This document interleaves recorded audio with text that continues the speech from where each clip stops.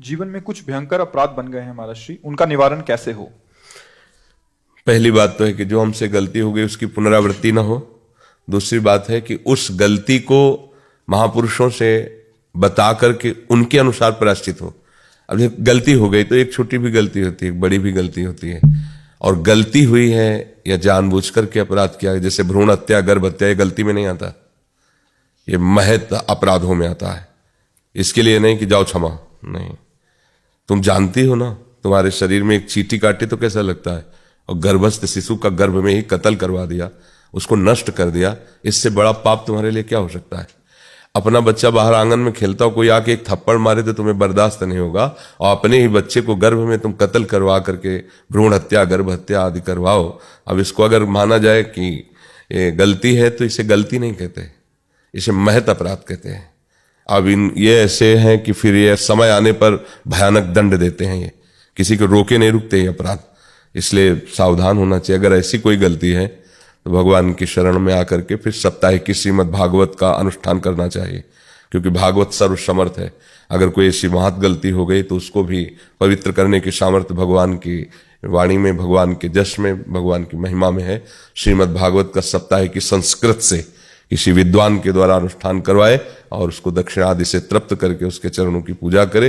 भागवत खरीद करके उसको नवीन वस्त्र में आवेष्टित करके उसको दान करे भागवत के। तो इन सब बातों से भगवान कृपा करके उसे माफ कर देते हैं। नहीं तो अपने जीवन में ऐसे ऐसे पाप कर बैठते हैं लोग जिनको जानते नहीं पाप है, और वो फिर आगे चलकर जो दुर्गति करते हैं, फिर कहते हैं भगवान मैंने क्या किया, तुम कितने निर्दयी हो, ऐसा क्यों कर लिया। अब एक पुत्र को तुमने नष्ट किया, दूसरों को तुम्हारा कर्म नष्ट करेगा।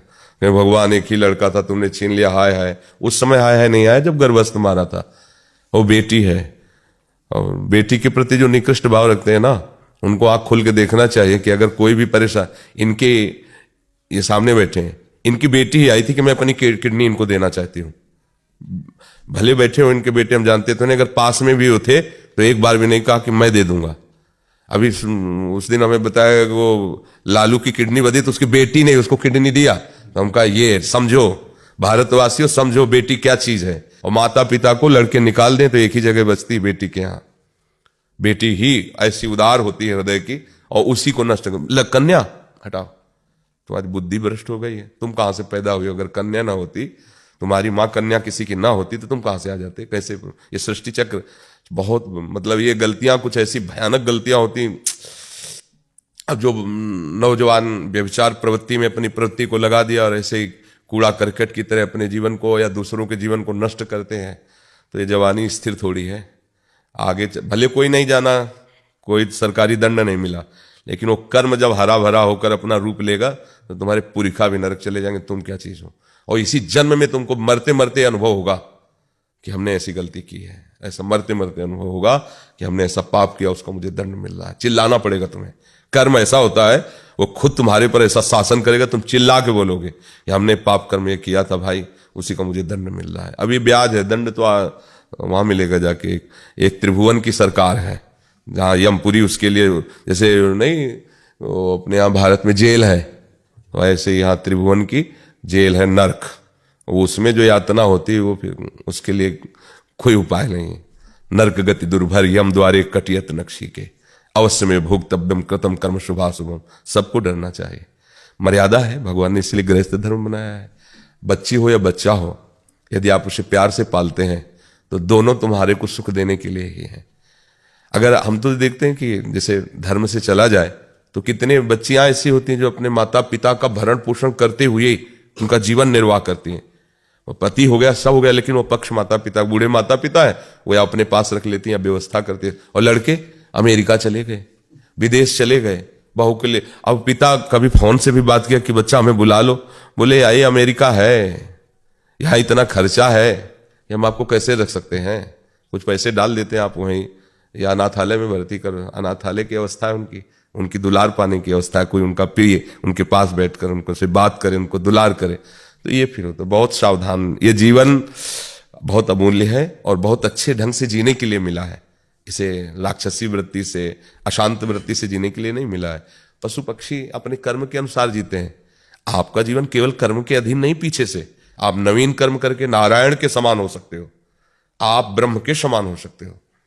आप जो चाहें, आप भूत बन सकते हो, आप देवता बन सकते हो, आप राक्षस बन सकते हो, जैसा चाहो कर सकते हो। तो अगर हमको ऐसा लगता है अपनी गलतियों का, उन अपराध से फिर देखा जाता है उसकी छोटाई बड़ाई, उसका दंड फिर विधान उसी के अनुसार होता है। ये थोड़ी कि सब चोर एक ही जगह बांधे जाते हो, नहीं। अब किसी ने थोड़ा ऐसे चुरा ले तो चोर वो भी है, तो थप्पड़ दो थप्पड़ मार के उसको छोड़ दिया जाता है। लेकिन जो भारी डकैती करते हैं उनको फांसी की भी सजा होती है। तो ऐसे ही है कि दंड विधान कर्म के अनुसार रचा जाता है। तो पहली बात है कि जो हमसे गलती हुई है वो हम दो पुनरावृत्ति न करें, और फिर उस गलती का माप कि कितनी भयानक है, कैसा है, विद्वानों से पूछकर उनके अनुसार प्रायश्चित कर लेना चाहिए।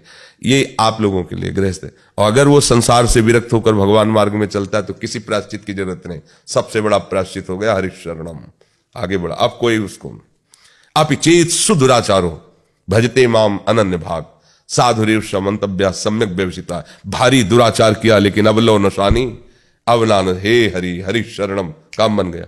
हरि सब क्षमा करके उसे करो शद्यते साधु समाना, मैं उसे महात्मा बनाऊंगा, तुम उसे महात्मा मानो। भगवान कह रहे यद्यपि वो महात्मा है नहीं, दुराचारी रहा है, पर मेरी शरण में आ गया है, अब मैं उसे महात्मा बनाऊंगा, इसलिए तुम उसे महात्मा मानो। भगवान आदेश करते हैं। अपिचे सुदुराचारो भजते माना अनन्य भाग साधुरेव समंतव्या।